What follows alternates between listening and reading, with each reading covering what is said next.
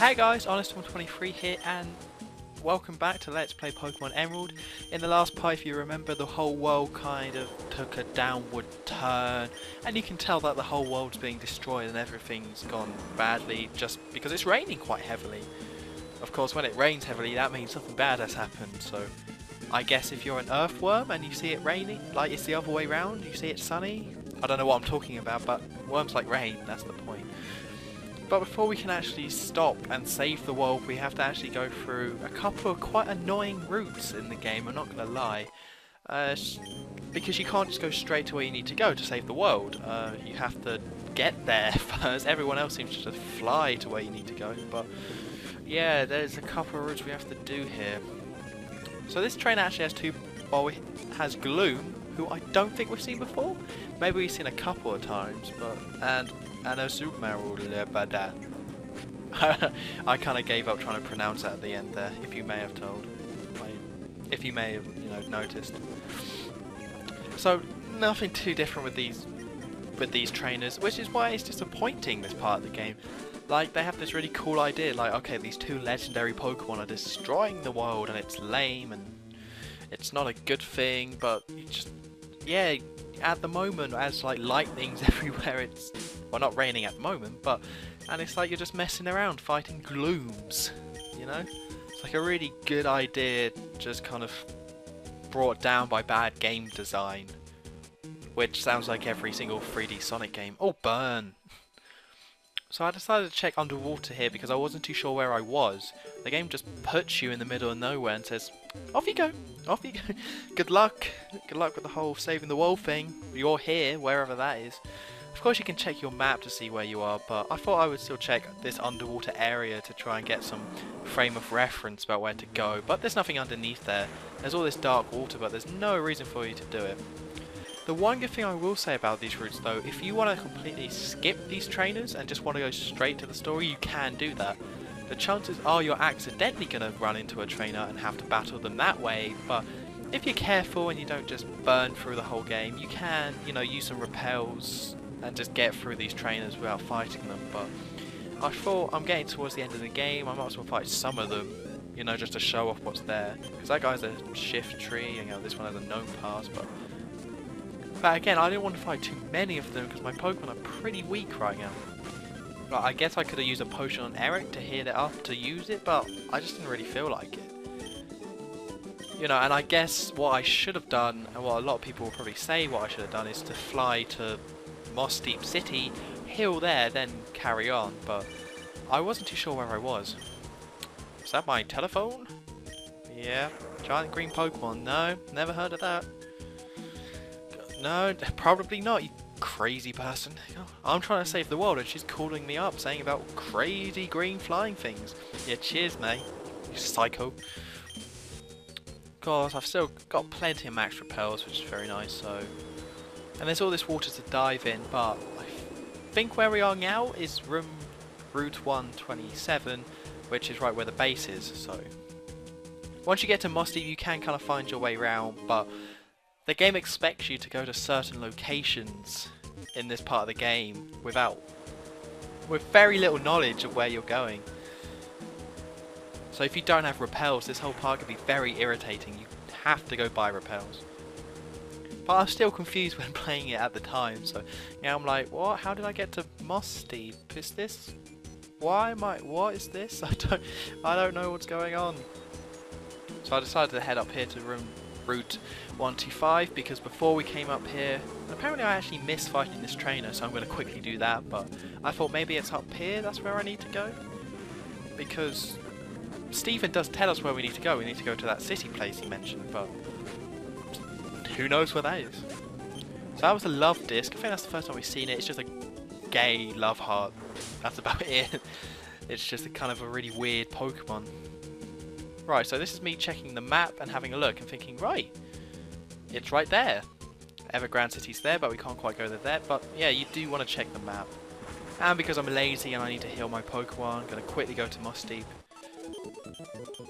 I probably should have edited this out, but I didn't speed it up, so that's okay.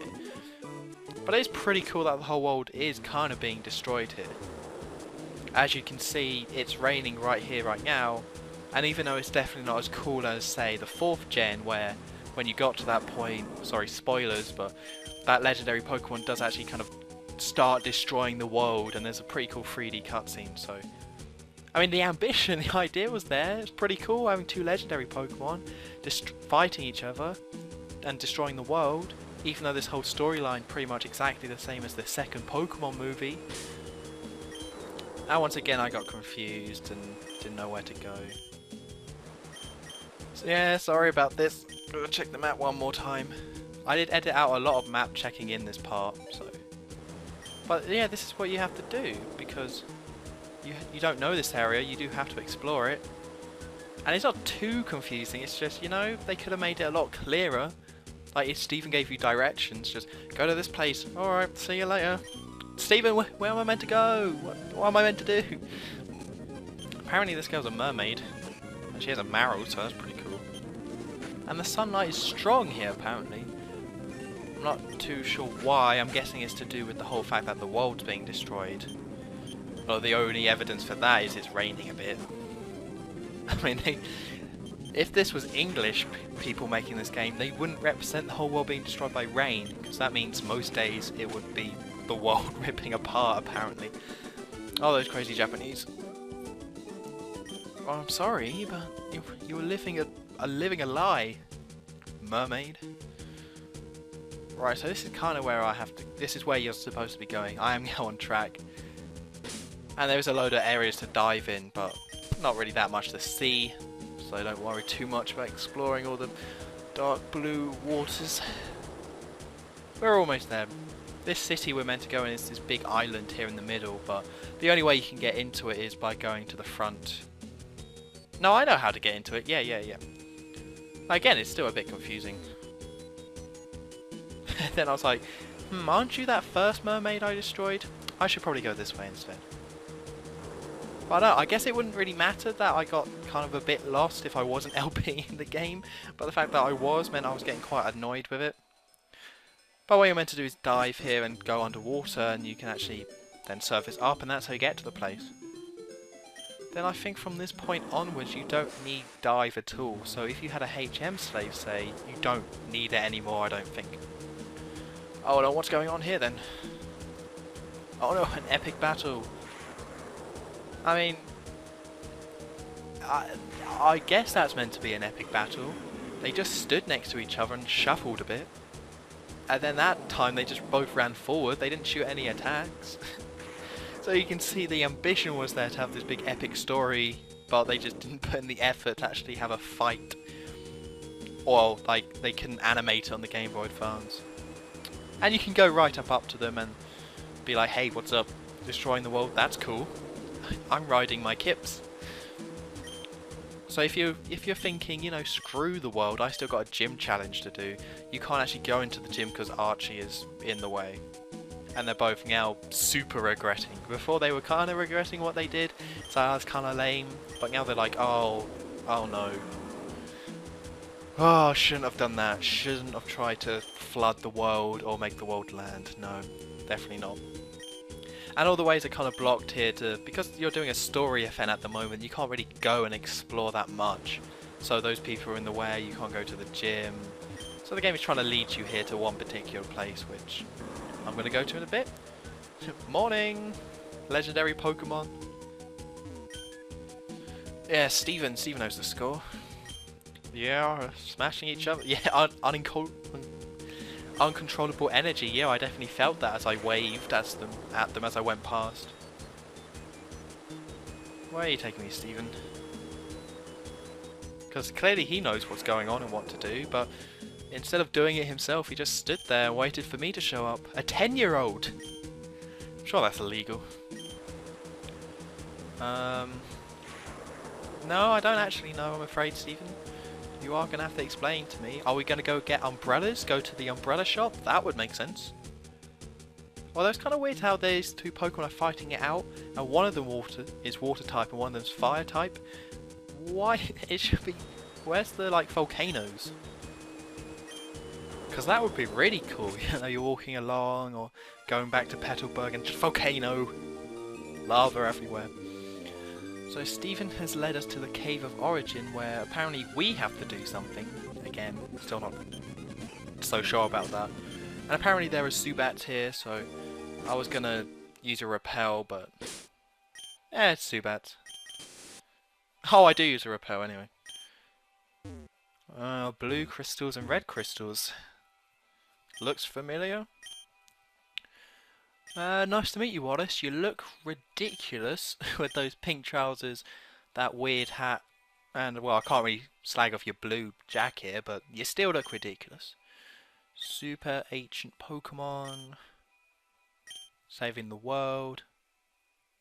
Well, that sucks. No? Why are you asking me? This bit's kind of strange, because the game kind of expects you to know where it is. But really, it's kind of the other way round, because of course you can guess out of the three. So it's not Cave of Origin, because that's where you are. It's not Malpire, because he just says no, you idiot. Of course it's not there. That's pretty much what he says. But, and then it's Sky Pillar. Of course it's Sky Pillar, that's the one it kind of has to be, because that's the one we don't recognise. But, yeah, and now you're expected to just go there. Stephen just says, the Sky Pillar. Where could it be? Again, I agree. And how you're meant to kind of find it is that May just called you. I think this is what you're meant to do. Is that May just called you saying that she saw the Pokemon nearby her. But that's not really enough, is it? You just kind of have to find it. So at the moment I was like, Sky Pillar. Never heard of that. I guess I'll just leave this place and explore around. Because again, like I already mentioned earlier in this part, it's kind of like good ideas, you know, having these two legendary and you have to go to this ancient mystical place. It's all well done, it's all very good, but I mean, come on, expecting us just to know where Sky Pillar is? So what I'm doing here is actually showing, because I mentioned that there's seaweed in underwater, so this is just me showing that you can actually come here and you will find different sorts of Pokemon. I mean, straight away I found a Clamperl, which is a Pokemon we haven't seen before, and it's actually interesting because I think it evolves. There's two different sorts and each one evolves into its own sort of thing. They really did like that evolving technique, didn't they, in this game? There's so many different Pokemon. You know, Whirlpool evolves differently, Campo. Yeah. Right, so yeah, this is a battle right here. There's tons of battles around here, so if you're worried about training, then just look around these water places, or the water routes around here, and you'll find tons of trainers. But this is actually going to be the last battle here. I'm going to use Floss and Marmite, because Marmite... Floss was just the one I had out first, and Marmite I always have second when I'm on water routes, just because Marmite can just take out any Pokemon that shows up with one Thunderbolt, but... Well, I mean, guys, we should be heading to Sky Pillar. I mean, come on, I can't really battle you two trainers. I mean, I know it's the law and we locked eyes, but I gotta save the world. But with that, that's about it. I think that's all I'm gonna do in this part. So, in the next part, we will hopefully find Sky Pillar, save the world, you know, standard video game stuff. So, yeah, I've been Armstrong23, and I will see you next time. Okay, bye.